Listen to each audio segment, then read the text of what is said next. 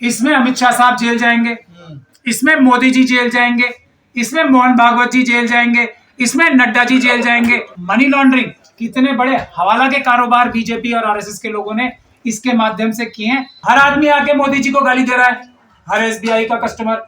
और अगर ईवीएम से चुनाव हुआ तो ये डेटा कभी ना रिलीज करने के लिए मोदी जी दूसरा पार्लियामेंट से कानून पास करा लेंगे। जो ईवीएम की चोरी करते हैं और करवाते हैं मोदी जी से, कुछ ही दिनों में हम ऐलान करने वाले ईवीएम का पक्का सुरक्षित इलाज क्या करना है ताकि पेपर बैलेट से चुनाव हो। और एसबीआई एक अकेली बैंक है जिसको ये जिम्मेदारी मोदी जी ने, बीजेपी ने, आरएसएस की सरकार ने दी थी कि इलेक्टोरल बॉन्ड्स कोई भी और सरकारी बैंक या प्राइवेट बैंक नहीं बनाएगा, सिर्फ एसबीआई बनाएगा। एसबीआई वही बैंक है जिसके चेयरमैन साहब, ऐसी रिपोर्ट्स आई हैं, जब मोदी जी पहली बार ऑस्ट्रेलिया गए थे तो उनके चेयरमैन साहब मोदी जी और अडानी जी के साथ वहां गए थे और एक कोल माइन का सौदा हुआ था वहां पे, टेंडर अडानी जी ने लिया था। वो टेंडर के लिए वहां बहुत बड़ा एक आंदोलन हुआ और वो टेंडर अब कैंसिल हुआ बताया जाता है ऑस्ट्रेलिया में, जो अडानी जी ने घपला करके टेंडर, मोदी जी ने जब एसबीआई के चेयरमैन को इस हद तक नीचे ला दिया कि वो अडानी जैसे एक बेईमान बिजनेसमैन को लोन दिलवाने के लिए, लोन साइन कराने के लिए ऑस्ट्रेलिया ले गए। तो किस प्रकार के चेयरमैन नियुक्त होते हैं, उसी प्रकार के जिस प्रकार के इलेक्शन कमीशन में मेंबर्स अपॉइंट करते हैं मोदी जी, जो ईवीएम की चोरी करते हैं और करवाते हैं मोदी जी से। तो ये आप लोगों ने सही सवाल पूछा, हमने भी तब बताया था कि ये तुरंत जो करने वाला काम था, 3 हफ्ते का टाइम सुप्रीम कोर्ट ने देके एक गलती की मैं समझता हूं 5 सुप्रीम कोर्ट के जजेस ने भी।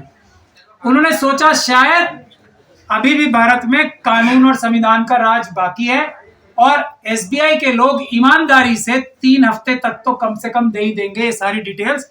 ये डिटेल्स क्या है? इसमें अमित शाह साहब जेल जाएंगे, इसमें मोदी जी जेल जाएंगे, इसमें मोहन भागवत जी जेल जाएंगे, इसमें नड्डा जी जेल जाएंगे, इसमें वो सारी शेल कंपनियां अडानी अडवाणी की वो और अडानी और अंबानी की जेल जाएंगी, दूसरी गुजरात की शेल कंपनीज जेल में जाएंगी जिन्होंने ये मनी लॉन्ड्रिंग और हवाला का कारोबार इस इलेक्टोरल बॉन्ड के झांसे और घपले में किया है। कितना बड़ा मनी लॉन्ड्रिंग, कितने बड़े हवाला के कारोबार बीजेपी और आरएसएस के लोगों ने इसके माध्यम से किए हैं, वो सब बेनकाब होना था। सिर्फ बीजेपी ने कितने हजारों करोड़ रुपए आर्म ट्विस्टिंग करके या वादा करके कि तुम हमें इतने पैसे दो और हम तुम्हें ये काम करके देंगे, ये के अलावा भी हवाला का बड़ा कारोबार। आप लोग तो बड़ी खुशी मना रहे थे कि सुप्रीम कोर्ट का बड़ा फैसला, चुनाव से पहले ये डिटेल देनी होगी, डाटा सबके सामने आएगा। अब तो 4 महीने का टाइम फिर मांग दिया था कि एसबीआई बैंक ने। मैं वही तो कह रहा हूँ, अब तो चुनाव भी हो जाएंगे इसी बीच में। अब डूबते को तिनके का ही सहारा होता है। जब चारों तरफ अंधेरा था, हम लोगों ने तब भी ये बात कही थी कि सुप्रीम कोर्ट ने ये जो एक ईमानदारी भरा फैसला किया है, और ऐसा बहुत सारे लोग कह रहे हैं देश से और विदेश से, कि ये बहुत दिनों बाद एक अच्छा फैसला आया है। लेकिन तब भी लोगों ने कहा था कि मोदी जी और जो ये बीजेपी और आरएसएस है, ये कुछ ना कुछ बेईमानी घपला करके इसको नहीं पूरा करेंगे, क्योंकि ये लोग चोर हैं और चोरी करने में एक्सपर्ट हैं। वही काम इन्होंने किया। लेकिन ये एक बड़ा अपराध किया है एसबीआई के उन ऑफिसर्स ने, मैं एसबीआई बैंक को बुरा नहीं कह रहा हूँ, एसबीआई बैंक के उन ऑफिसर्स ने जिन्होंने मोदी जी, बीजेपी, अमित शाह जी के कहने से ये चोरी की साजिश जो चल रही है देश में, उसको छुपाने की कोशिश की है। अब होगा क्या? सुप्रीम कोर्ट ने अगर अब ये कल ही या आज रात को ये फैसला नहीं कर दिया, क्योंकि सुप्रीम कोर्ट तो रातों रात भी कोर्ट खुलने के लिए जानी जाती है ना हमारी, और इतना इससे बड़ा तो कोई मुद्दा हो नहीं सकता देश में। इससे बड़ा फैसला 5 जजेस ने एक मुंह होकर, एक दिमाग के जो जजमेंट लिखी थी, 2 जजमेंट, और दोनों एक जैसी जजमेंट थी। जस्टिस संजीव खन्ना ने दूसरी जजमेंट लिखी थी 4 जजों के साथ अपनी सहमति जताते हुए। तो जो 5 जजों के दिमाग से जो चीज संविधान के साथ चोरी थी, संविधान के साथ धोखा था, संविधान के ऊपर अपराध था, उसको एक एसबीआई का चोर ऑफिसर उसको नकार दे, ये है मोदी जी की गारंटी। तो अब सुप्रीम कोर्ट समय दे देगा एसबीआई को या फिर कोर्ट ऑफ कंटेम्प्ट होगा ये कंटेम्प्ट ऑफ कोर्ट की बात मैं आपसे कह रहा हूं कि अगर इस मामले को रफा दफा करने की कार्रवाई करवानी है, इस मामले के ऊपर पानी डालने की कार्रवाई करनी है, तो court of contempt of court का नाम भी लेना चाहिए। अब सुप्रीम कोर्ट के लिए जो हमारी समझ से और जो किसी भी समझदार वकील की समझ से, देश के ही नहीं विदेशों के भी, जो बात निकल के आती है, तुरंत सुप्रीम कोर्ट के इन अफसरों के खिलाफ एफआईआर दर्ज करानी चाहिए। एसबीआई मैं सुप्रीम कोर्ट को तुरंत एसबीआई के उस अधिकारी, उन भ्रष्ट अधिकारियों के खिलाफ एफआईआर दर्ज करानी चाहिए पीएमएलए के under, prevention of money laundering के तहत, और उसको ईडी को, सीबीआई को डायरेक्ट करना चाहिए, एनआईए को डायरेक्ट करना चाहिए कि उन अफसरों को पकड़ो, उनका इंटेरोगेशन करो, रिमांड लेके, और उनसे पता करो कि बीजेपी और आरएसएस के किन और जो अधिकारी हैं उनके साथ मिलके आपने ये इतनी बड़ी चोरी, हजारों करोड़ की हवाला की चोरी, पैसे की चोरी, करप्शन की चोरी नहीं। एसबीआई ने कहा 22,000 कुछ जो इलेक्ट्रो बॉन्ड खरीदे गए हैं, उन्हें हमें एक साथ मैच करने में टाइम लगेगा, कुछ हमारी बॉम्बे की ब्रांच में है, तो ऐसे ऐसे कुछ वो समय मांग रहे हैं, कुछ रीजन बता रही है ना एसबीआई। देखिए,